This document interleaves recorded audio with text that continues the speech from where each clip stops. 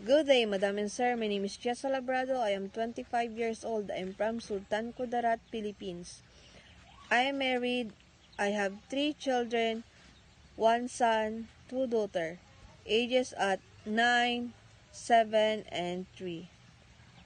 I am a hardworking and honest partner. I am an all-around housemaid here in the Philippines for 2 years. I have served 3 members of the family, including 1 couple and 1 child aged at 6 years old. My duties are clean the house, ironing clothes, wash clothes, wash the dishes, wash the car, take care of the pets, take care of the child, and also maintaining cleanliness of the house, and many more. Ma'am, sir, if you give me a chance to work with you, I finish my contract for 2 years. Thank you and God bless.